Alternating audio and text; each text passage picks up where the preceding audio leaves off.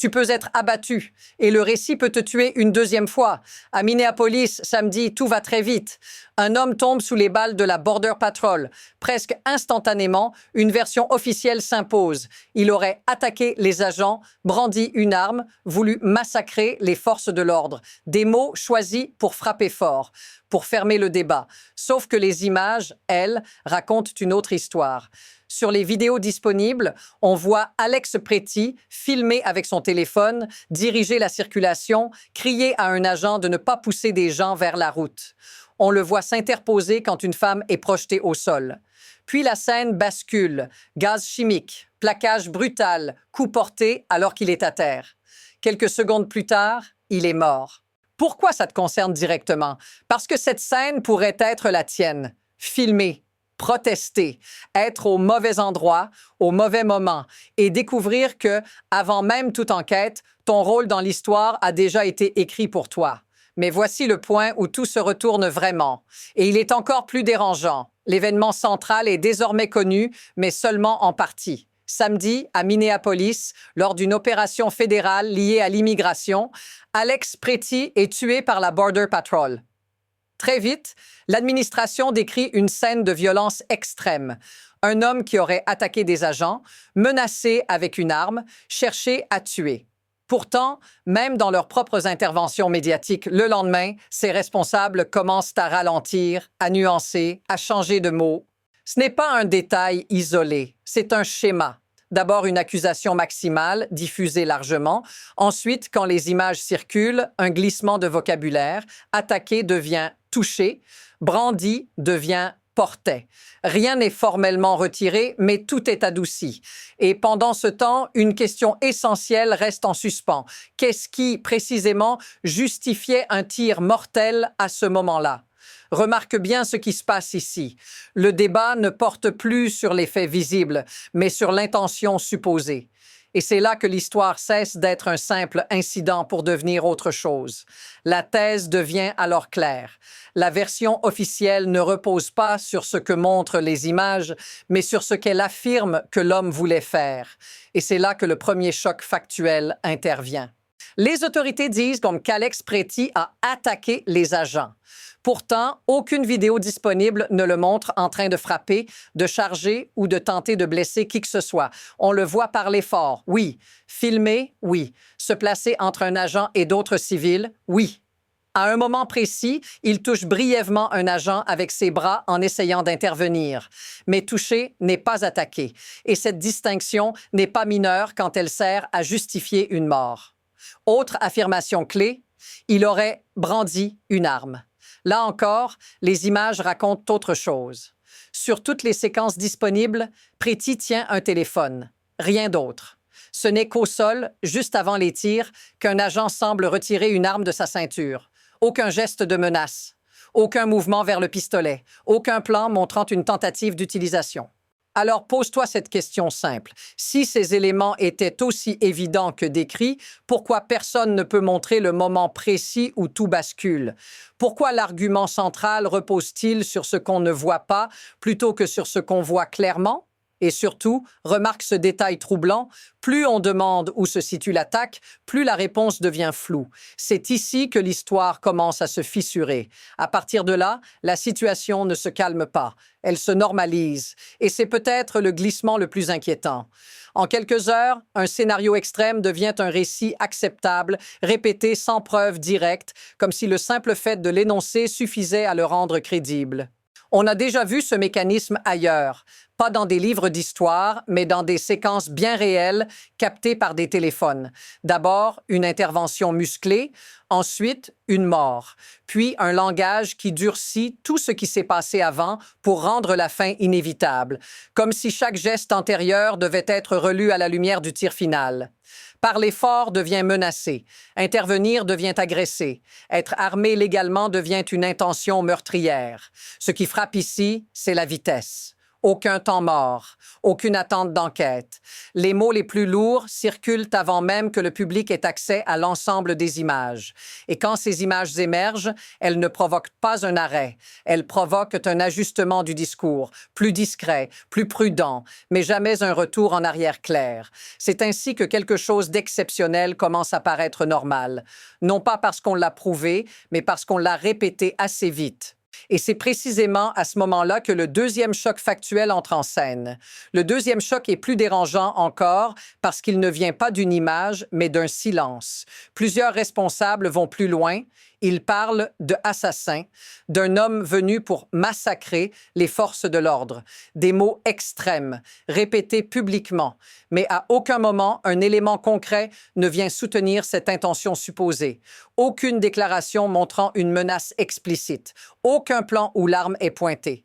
Aucun instant où Preti tente de tirer, de dégainer ou même de toucher son arme.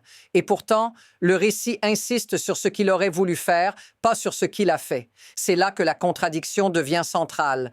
Plus l'accusation est grave, plus la preuve devrait être claire. Ici, c'est l'inverse. Puis, un autre détail change définitivement la lecture de l'affaire. Contrairement à ce qui est suggéré, porter une arme à cet endroit n'était pas illégal. Les autorités locales confirment qu'il avait le droit d'être armé, qu'il avait le droit de filmer, qu'il avait le droit d'être là.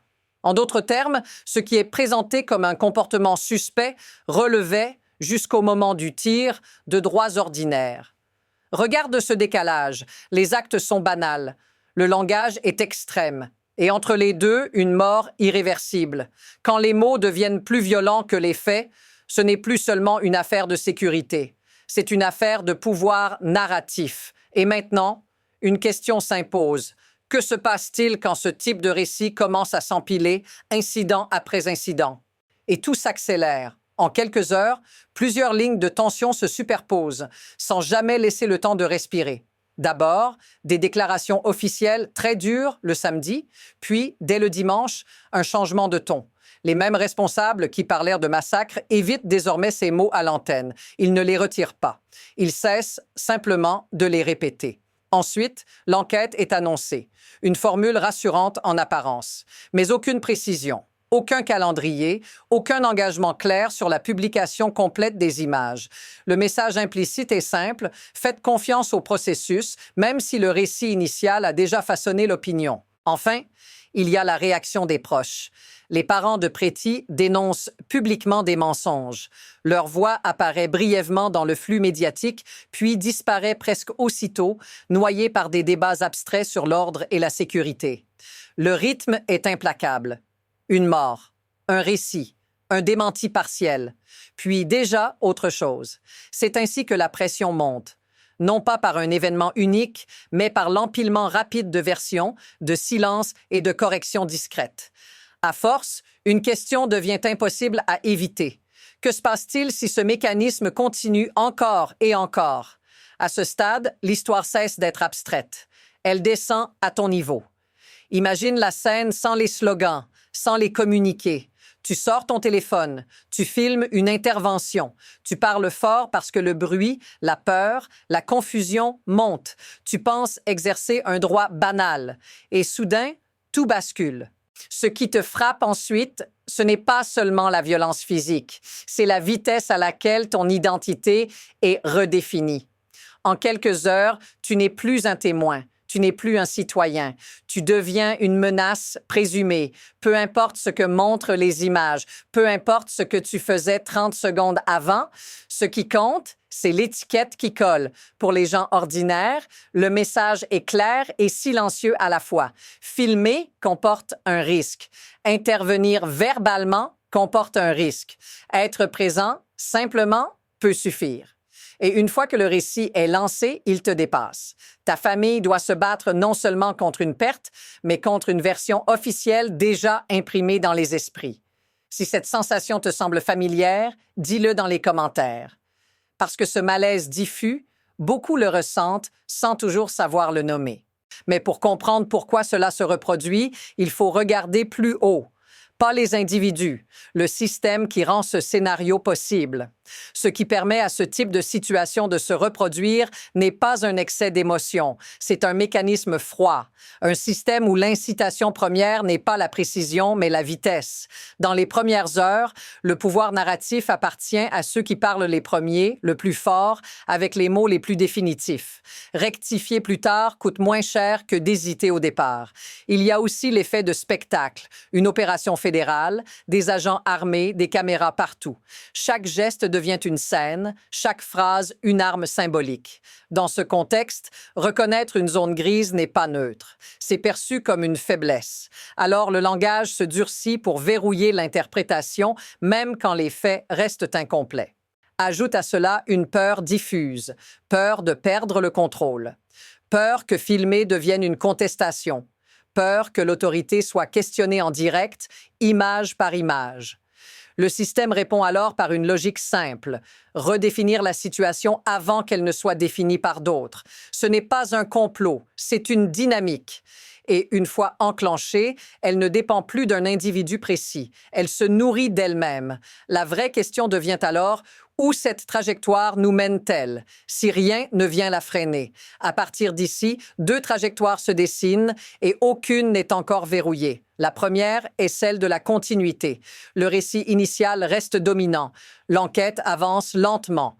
Les images complètes, si elles sortent, arrivent trop tard pour modifier les perceptions déjà installées.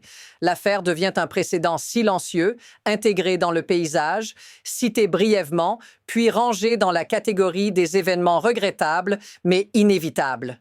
La seconde trajectoire est plus instable. Elle repose sur les détails, sur les mots qui ont changé, sur ce qui a été affirmé avant d'être prouvé. Si ces éléments continuent de s'accumuler, la confiance se fissure, pas dans une institution précise, mais dans la mécanique elle-même. Chaque nouvel incident est alors relu à la lumière du précédent.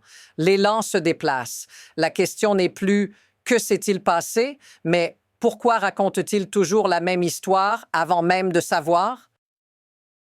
Ce qui rend ce moment décisif, c'est que rien n'est figé. Les prochains gestes comptent. Les prochaines déclarations aussi. Et surtout, la prochaine image qui sortira pourrait ne pas confirmer ce que beaucoup attendent déjà.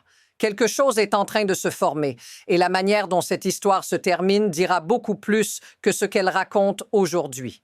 Il y a une idée simple qui relie tout ce que tu viens d'entendre. Dans ce type d'affaires, le moment le plus décisif n'est pas le tir. C'est la minute qui suit, celle où un récit est posé avant que les faits ne soient établis. Une fois ce cadre installé, tout le reste s'y plie. Les images, les mots, même les silences. L'histoire d'Alex Préti ne parle pas seulement d'une intervention qui a mal tourné. Elle révèle comment le pouvoir se protège en parlant plus vite que la vérité, comment une intention supposée peut peser plus lourd que des gestes visibles, et comment, dans cet espace flou, la réalité devient négociable. Ce qui vient ensuite ne dépend pas seulement des institutions. Cela dépend aussi de ce que tu acceptes comme normal, de ce que tu laisses passer sans poser de questions, parce que la prochaine fois, le récit s'écrira tout aussi vite, et il pourrait concerner quelqu'un d'autre, ou toi. Si tu veux comprendre ce qui se joue derrière ces mécanismes et ce qui arrive quand ils se généralisent, reste ici, ce n'est qu'une couche de plus, et elle est encore plus inconfortable.